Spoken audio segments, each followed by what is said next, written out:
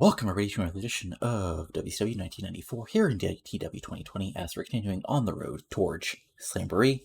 But before we go over that and do our two Saturday night tapings up to Slamboree itself, have a quick announcement. If you're not following my other WCW 2004 series, I decided to start a Patreon, and do not belabor the point in all my videos. I want to at least do one explanation for each of my series, just in case people aren't watching another series. It's basically like I'm not doing I'm basically creating this Patreon just to see if people want to give me some support. Like it's not expected, it's not needed. I'm okay regardless. But if you want to give me some support, and obviously if you go up higher on the levels, you get a little more. And also, I'm not going to stop any series if I don't get enough support, but obviously, if I actually get more support, then I'll be more committed to doing everything more consistently. But anyway, just go over the actual levels real quick. So at $1 per month, you'll get my sincere thanks and support and listed in the description of every YouTube video. At the $5 level, you get that, plus you get to see videos before they go live on the YouTube, so just whenever I'm done with them, which can range from the night before to a week before. Just depends on how quickly I get stuff up. You get to be part of the booking team via any Patreon voting that comes up, and you get access to the game databases every 3 months in-game. So, for example, for this, the next thing I'll post up would be basically the end of May. So it'll be the beginning of June will be the game database I post for this one. So then for the $7.50 per month, you get all those, plus you get access to various booking sheets, random writing, and other random writing I decided to do. For example, I have something up there that's basically like the Observer from a WCW 2004 series, going over the backstage scenarios, and I'll have booking sheets with quasi-spoilers up for all my series, see if what booking plans I already have, and other fun stuff like that. And also, at $7.50 level, you get to add a character to the game world, and which game world that will be depending on who signs up and everything. But in general, there'll be limits, of course, and you can't just put your own pro Kurt Angle in there. But I'll follow that character along, and as long as you're actually part of as far as you're part of the Patreon, you'll be given updates and everything. Obviously, I won't delete the person if you stop, but they'll just be left off to just sort of go off into the mist of the game world. So at $10 per month, you get all that. Plus, if you if you stay a supporter for 6 months, you get to choose a pilot series based on any database that's available for the game series, and you get to have me do a 4 to 6 episode pilot series to see if I enjoy it and if it's a hit with the wider audience.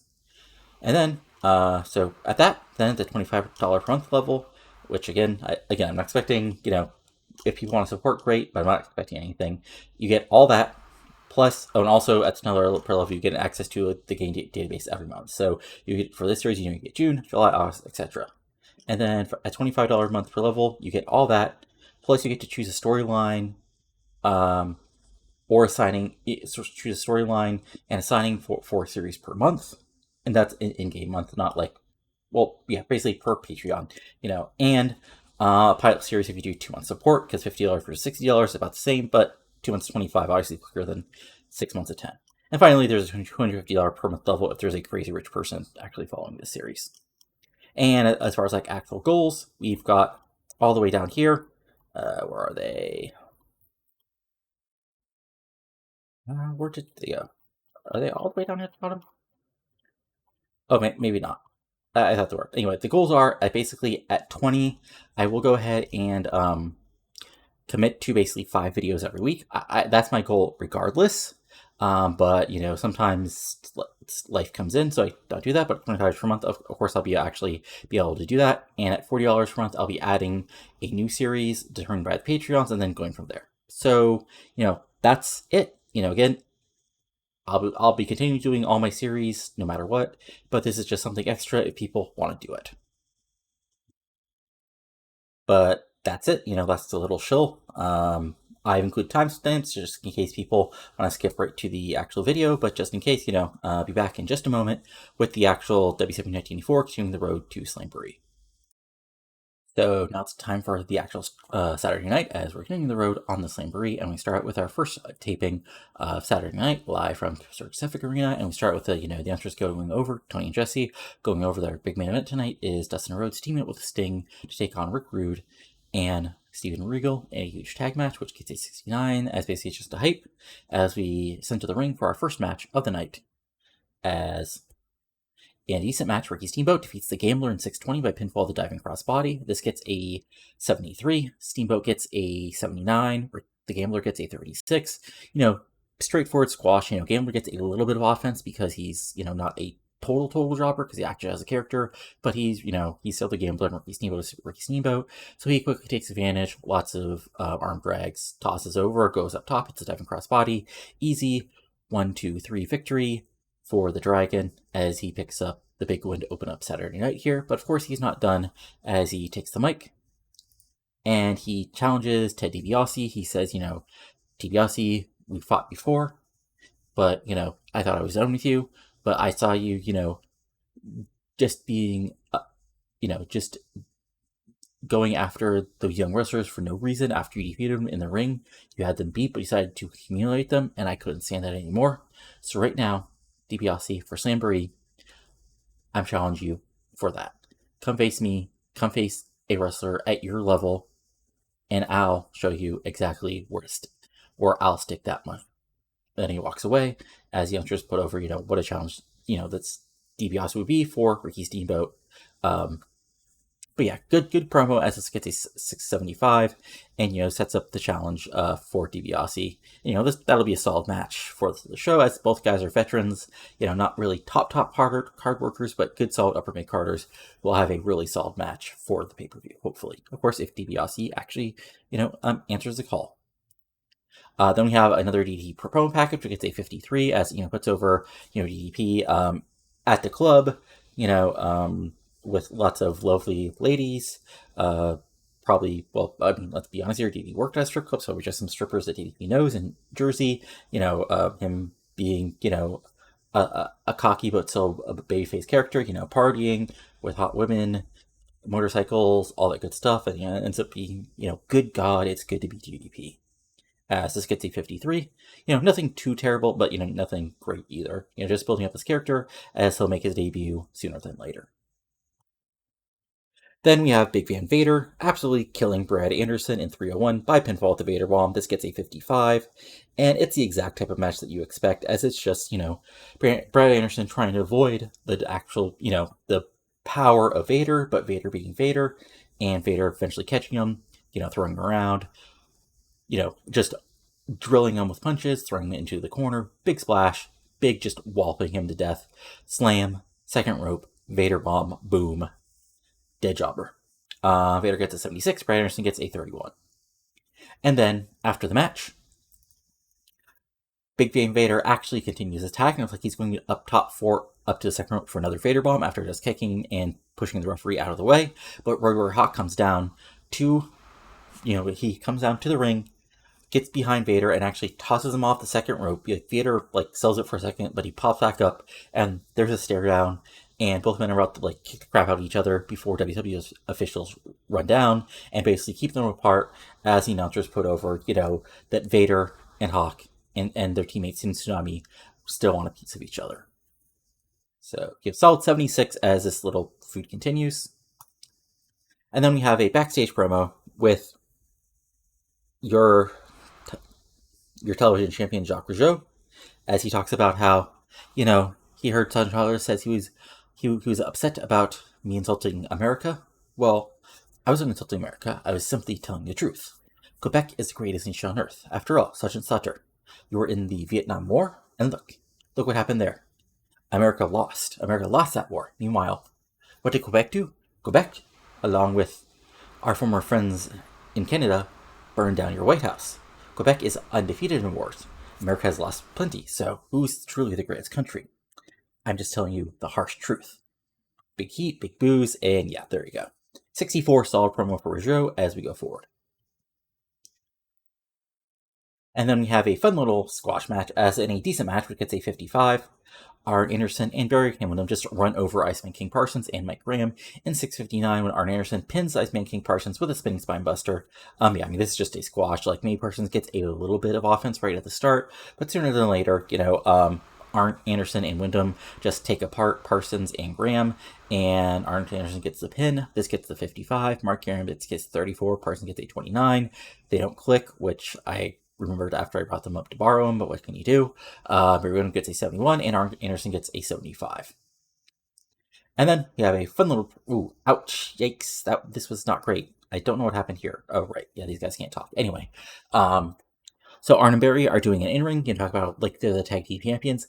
They're the crown jewels of the tag division, in the World Championship Wrestling, and part of the greatest group in professional wrestling, the Iron Horsemen. And there's nobody who can stop them. And then out come Rockin'. Oh, that's why. Okay, I see what happened here. I picked Brad Anderson, not Brad Armstrong. Okay, that makes more sense. That's unfortunate. Let's pretend that's Brad Armstrong, not Brad Anderson. Anyway, like, Brad Armstrong and Marguerite come out, and Arn and Barry just sort of, like, confused to start out with, and Jenny is like, we're going to make this short and sweet. We've been on roll these last couple months, and we think we deserve a shot at your tag team titles.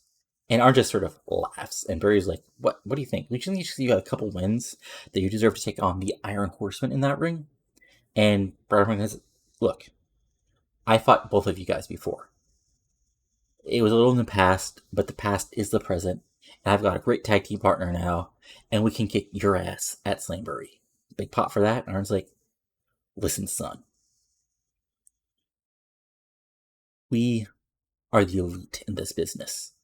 You think, and look, I got a lot of respect for your family, and even if you're hanging around with this cornball right now, I advise you to go back to your home, talk to Scott, talk to Steve, talk to even Bob, and ask them if they really think you and him, including Smarty, can take us on. And if you really think that, fine, we'll take the match. But remember, we warned you. And then Arn and Barry walk away as, Marty and Brad basically, stare down the tag team champions as this gets a 56. Then we have a quick little promo with Sting and Dustin Rhodes as, they put over the fact that, they're ready to team up tonight against Rude and Regal. Rhodes like he never really got a shot to take on Regal in the ring because Pillman got involved, but he's ready to take the fight to Regal tonight, and shut that floppy Brit up, and sings like, Rude, I'm the International World Champion, brother. And if you think I'm ready at Slamboree to take you on for that WCW Championship and become the Unified World Champion, you got another thing coming, brother. 78, decent promo, and there we go. And Sting promos was fantastic because it's Sting in 1994, and he's really damn over. And then we move forward with our, ouch, okay, yeah. I keep on forgetting that Flamingo's not that actually good at microphone skills yet, so putting him over and stuff like this will actually hurt things, and not the end of the world, like, it's still Bret Hart and Ric Flair. So Flamingo in welcomes Bret Hart, and he, he's basically, does his Bret Hart stuff. He says, he's the greatest technical wrestler in the world. He's a former world champion. He's in World Championship Wrestling. He faced the greatest wrestlers in the world. And if one of those wrestlers is Ric Flair, that's fine. But he's looking towards the future. After he defeats Ric Flair, becoming the unified world champion here in World Championship Wrestling. That gets like a mixed pop because this is still Flair country, but also we're in Pittsburgh, so it's also Bret Hart country. So that gets that's like a 75-25 pop. And Flamingo's like, well, Flair's a multi-time world champion. He's really talented. You think you can just look past him? And Bret's like, I'm not looking past anybody, but I'm the best there is, the best there was, and the best there ever will be. And after Slamboree, Flair is just going to have to accept the fact that it's my time now. And he's had a great run, and he's a great wrestler and a legend. But I'm the hitman. I'm the excellence of execution. Cue Ric Flair coming out and saying, you forget one thing, Bret. I'm still the man around here. You may not have to like it, but I'm still the best thing going today. And maybe the oldest ride, but Space Mountain Baby still has the longest ride. But I have a little proposition for you. Next week, if you let me choose an opponent for you, you get to choose an opponent for me. Bret looks Flair up and down, and he says, fine. And we'll just see who's really on the hot run when it comes to Slamboree. They shake hands, there's a little tense stare down, and after they put everything over, this gets a 69, maybe because Flamingo got involved. So a decent promo, not the end of the world or anything. Then in a not terrible match, but kind of terrible, whatever, a bout that had decent reaction from the crowd, but subpar wrestling, Van Hammer and JW Storm defeats Max Payne and One Man Gang in 1027 when Van Hammer pins One Man Gang with a slingshot suplex. This gets a 58, JW Storm gets a 58, Van Hammer gets a 41, Payne gets a 43, One Man Gang gets a 56. Decent little match to put a Hammer and Storm back together as a tag team after Hammer was out with an injury, or the Storm. One of those was out for injury for a bit, but now they're back, and they're back on their way up to the top, hopefully. Honestly, I'm just trying to get Hammer over, and Storm's oddly more over than I thought it would be, so yeah, just sort of working with that regardless. And afterwards, Hammer and Storm celebrate, playing air guitar to the somewhat muted cheers of the crowd, as this gets a 42.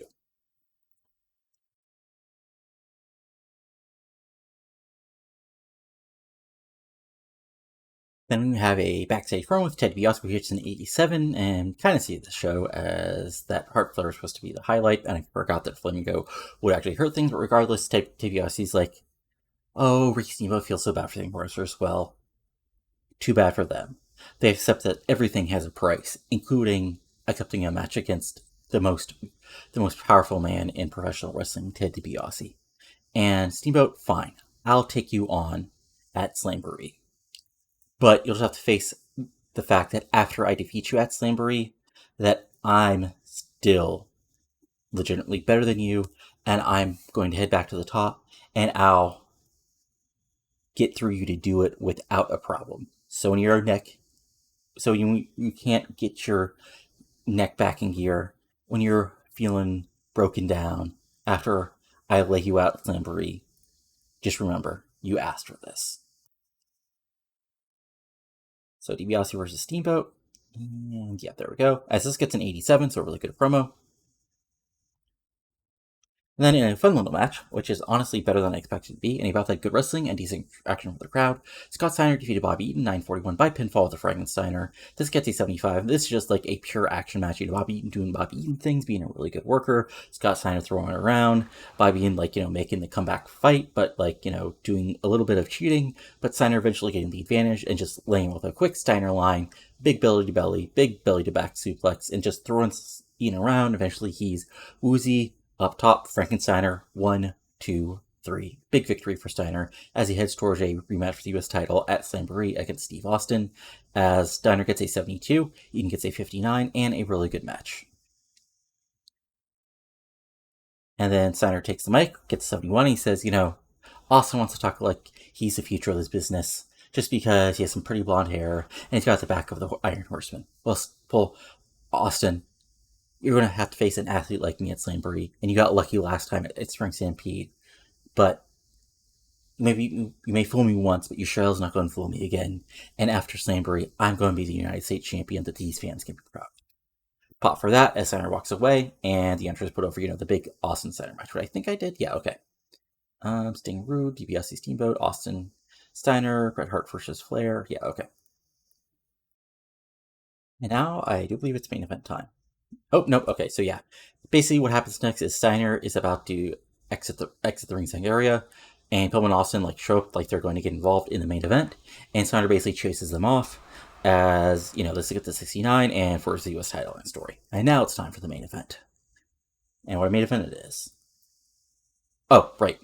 Duh. I'm a moron. Anyway, Rude and Regal have an in-ring, as basically what happens here is, Regal puts over the fact that, he's with a fantastic competitor, the WCW World Champion, and together, as an elite unit, they're going to show these two lesser competitors what true wrestling skill is all about. And if Brian Pillman is in the back, this is what he could have seen happen to Dustin Rhodes, but he got involved in Steven Regal's business, and he can't stand for that. Or, as his little dance and says, all these little teeny boppers that are saying fans don't want to see this, but real women are with Rick Rude, just like Sharon Martell is. And after Slamboree, though every single fan will accept him as the unified heavyweight champion. 66, decent little promo, as Regal isn't that over yet, but still good stuff. And then our actual main event, which gets an 80, so good stuff. As in a bout had fantastic heat and great wrestling, Sting and Dustin Rhodes defeated Rick Rude and Steven Regal in 7:39 when Sting pinned Rick Rude. So, like I said, this gets an 80, so back and forth match. Eventually, Dustin Rhodes and Regal are just on the outside brawling, or not really brawling, but like Rhodes is brawling, Regal is trying to hit little uppercuts and like hit little kicks to get the advantage. But Rude, basically what happens is Rude goes for the Rude Awakening, Sting gets out of it, but as Rude like small packages Sting when he goes for the Scorpion Deathlog, but Sting fights out of it, and Sting actually goes up top, is able to hit the crossbody on Rude. Rude sort of rolls through it, but Sting rolls through it as well, and then he's able to get a sort of cradle and hit the 1, 2, 3 shock pin on Rude as our crowd pops. As just prove that if that happens, Sting will be the new Unified World Champion. As Rhodes gets a 72, Sting gets an 83, Steven Regal gets a 70, and Rick Rude gets a 78, so good stuff, and the show itself gets an 80. So, not our greatest show, but really solid considering, we messed up the Hart Flair thing, and kind of messed up the, Anderson. I mean, that still would have maybe got a 70, we would have been better. But regardless, good show. I'll be back with the second half of the Saturday night taping in just a moment. Alright, it's now time for the second Saturday night of the taping, as we're in front of a little over 11,000 people at the Pittsburgh Civic Arena, as it's time for the last Saturday night before Slamboree. As announcers put over, it will be a big contract signing as the main event tonight between Rick Rude and Sting will be facing off for the Unified World title at Slamboree, as this gets a 72, and we move forward with an extremely short match. John V. Bat opened things up by defeating Rick Rogers in for the 38 by pinfall at the Wild Thing. This gets a 49, just a straightforward squash for Bad, as he got attacked last week, 2 weeks ago, by Vegas and Flamingo, sort of out of nowhere, after a match between him and Flamingo. But Bad gets a 59 here, and Rogers gets a 40, and a straightforward win for Bad. But then he takes the mic and actually calls out Flamingo in Vegas, and he says, a couple weeks ago, they got the drop on him, but he's a bad man, and he also has some friends. So he officially challenges them for Slamboree, that he is a partner, and if they want to face him in the ring at Slamboree, he'll show them that they're just two pieces of trash, and with the support of the fans, he'll take them out and prove who's the real bad man here in WCW. Flamingo and Vegas sort of laugh about this, and Vegas says, it's going to come with snake eyes for you. Whoever you have is your partner. Bad, because we're the future of this business. We're the future of the tag team division. After we take you out, it's all going to be all aces. So, showdown, and we got an official match as Bad and a mystery partner versus Vegas and Flamingo at Slamboree. As this gets a 65, and we move forward. As in our next match, we have a good bout that good heat at decent wrestling. Jacques Rougeau makes a successful defense of his television title, number 5, as he defeats the Warlord in 7:55 by submission with Quebec grab. Of course, Rougeau cheats a little bit because he's a heel. But in the end, Rougeau locks on the Quebec grab right in the middle of the ring, and Warlord actually has to submit as he has nowhere to go, and Rougeau celebrates as this gets a 63. Rougeau gets a 64 for the straightforward win, and then Warlord gets a 51, as, again, every so often, you have to actually put the heel over with a clean win. But, of course, as he's celebrating and waving the Quebec flag, out comes Sergeant Slaughter chasing after him after Rougeau's comments last week, and Rougeau just hits the bricks and actually runs away from Slaughter as a crowd pops, as this gets a 67. So, good stuff. As they don't have a match for Spring Stampede, but not for Slamboree rather, but they'll face off soon enough. Let's move forward. As we have a Slamboree Control Center putting over that, several big matches have been signed, including as a big tag team match. It'll be a rematch from Slamboree, from Spring Stampede. I'll get these two pay-per-views set up sooner or later. As the Big Vader and Sid team up one more time, take on Road Warrior Hawk, and of course, Tsunami. As they fought to basically a draw at Spring and Steep, so they're face off once again at Slamboree, where they're going to try to have a winner. As I get to 67, I move forward. I said we move forward, computer. There we go. To Where Flair announcing, Where Flair getting the announcement that his opponent is Too Cold Scorpio, as crowd pops for that, as this gets a 66. As just a quick statement where Flair's waiting, as remember last week, it was set up that Flair and Brett would pick each other's opponents, so Flair's out first, and it's Flair versus Too Cold.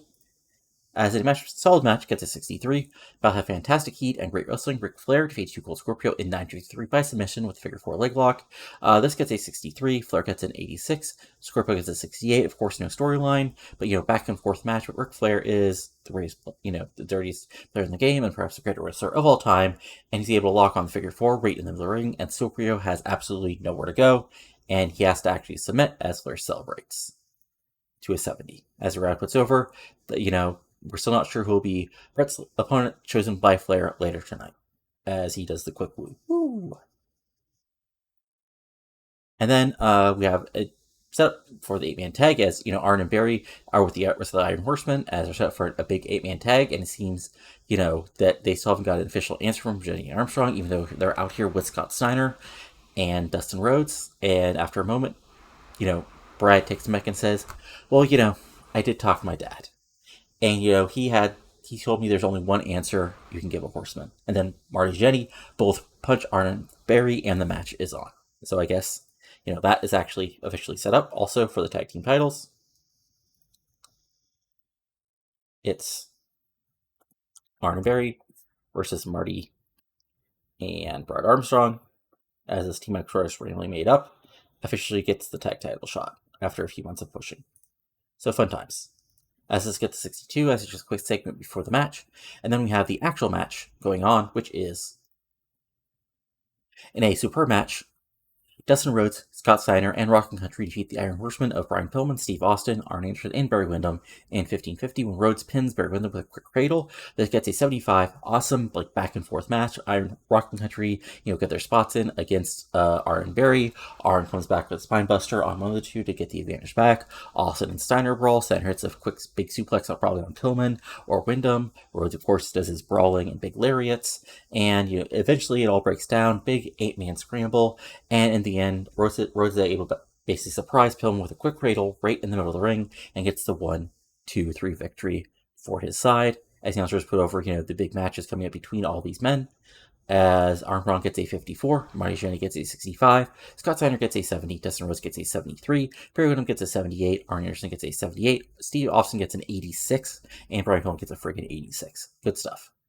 And then post-match, it looks like it's going to be a brawl, and out of nowhere, out comes Bobby Eaton and Steven Regal of the Cross Confederation, and they go after both Dustin and Pillman, as of course the answers put over that, both of them got involved in a Rhodes-Regal match a couple weeks back, and it seems like Regal wants to pay back on that, and all of a sudden things just devolve into a three-way brawl before WCW officials break everything apart, as this gets a 71, as the answers are really, put over the fact that there's just complete confusion out here over who's backing who's upset at who's mad at who wants to fight who.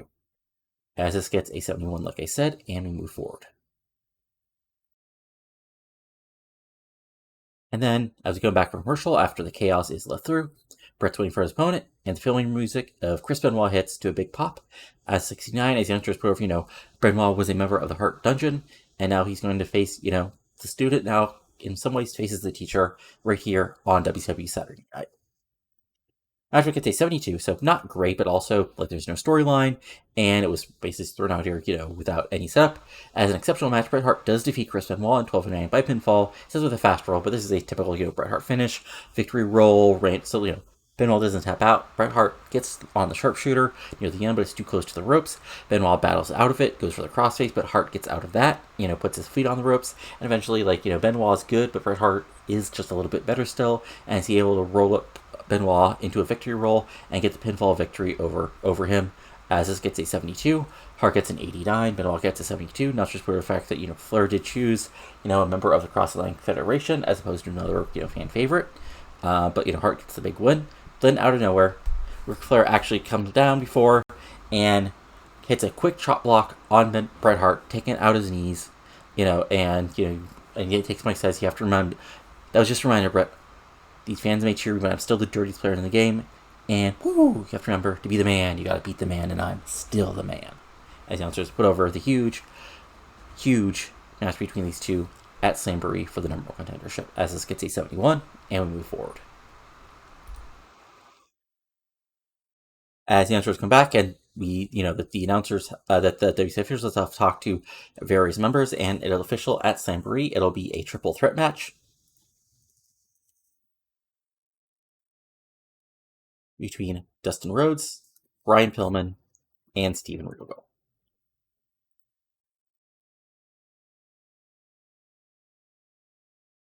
And that little quick announcement gets to 67 as we move forward to our actual, I believe this is the main event. Let me double check. Yeah, okay. Ouch. Okay. This is unfortunate. Did I forget to... Okay, let me see here. Was there anything really wrong with this? No? Okay, just lack psychology.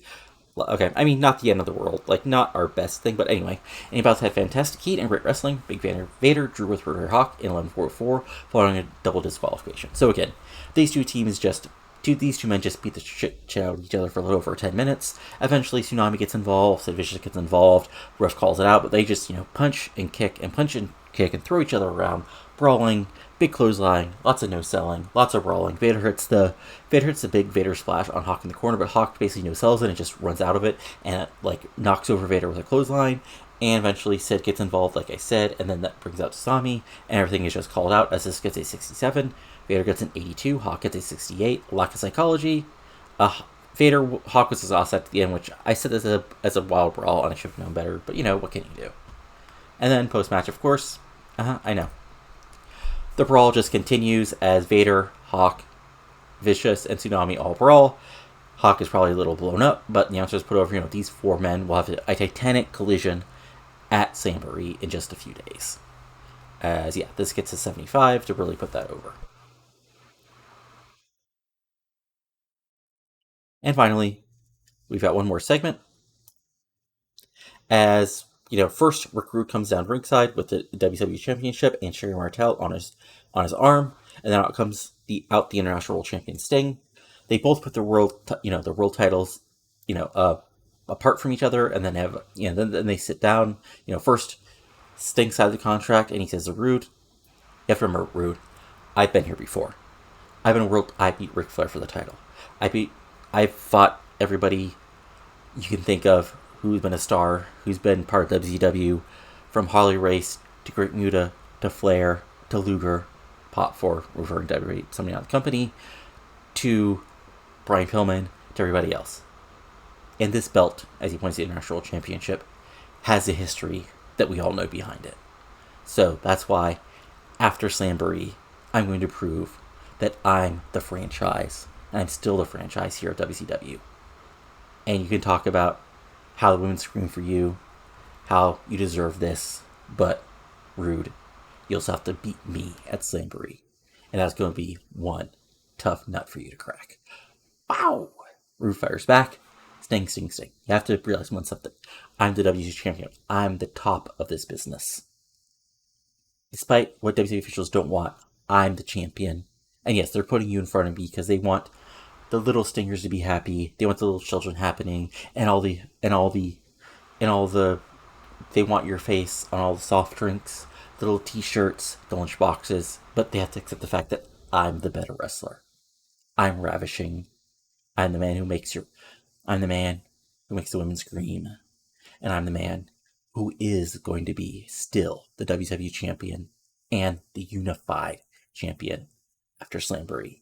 And Sting, you'll just be the faced, painted, overgrown toy you always been. Sting Sting stops, fine, you want to go? Let's go now. Rude fights, basically says, let's go. And, Sherry Martel tries to get between them, but Sting pushes Rude pushes Sting, but then Rude basically dives at Sting's legs, takes him down, and it looks like he's going to lock him in, and he goes for a quick pile driver, but Sting fights out of it. Sting basically goes to backdrop Rude, and Rude doesn't go through a table. He basically goes outside, and Sting looks like he's going to clothesline Rude out of the ring, but Rude ducks under the last second. Sting sends Sting outside, and then Sting comes, tries to fire back, but Rude comes out and begins to brawl with him. And eventually they go back in, and Rude has Sting and sends him through the table with the contracts on it, as the officials have finally come down and break everything apart, as the announcers put over the huge unified world title match at Slamboree. This gets a 92, and the show overall gets a 75. Ouch! Okay, not our best show. Yeah, that main event really hurt us, and not having we only like that 190 second, which is unfortunate. Well, these things happen. Let's see if there's any interesting mail, and then we'll finish things out. Go over the uh words. Words are hard. Go over the actual final card for Starcade, and go from there. As this decides to load up, and gotta love TW. There we go. All right, Sheik retiring. You're like 80. Jim Duggan went from okay. Ouch. Bret Hart. Okay, Bret Hart. I mean, just because he's Michael's partner doesn't mean you still have to be mean to him, Bret. Sting is now an entertainer, which is not bad, and yeah, fun times. Let's see here.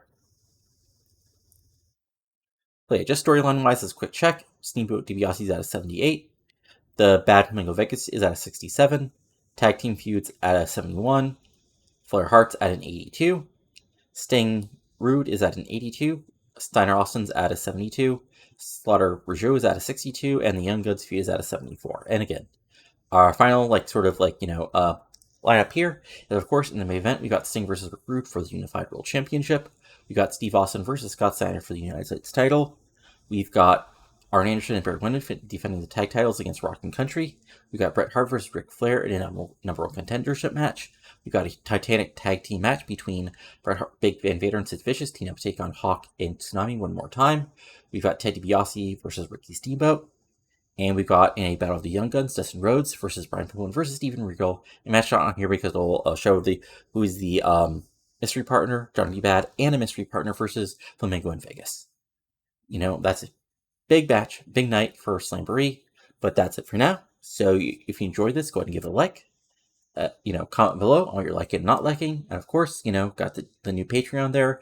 Link will be in the description below. And again, no pressure, if you want to give me some support, great. If not, you'll still see these videos. But, again, lots of other content coming out this series.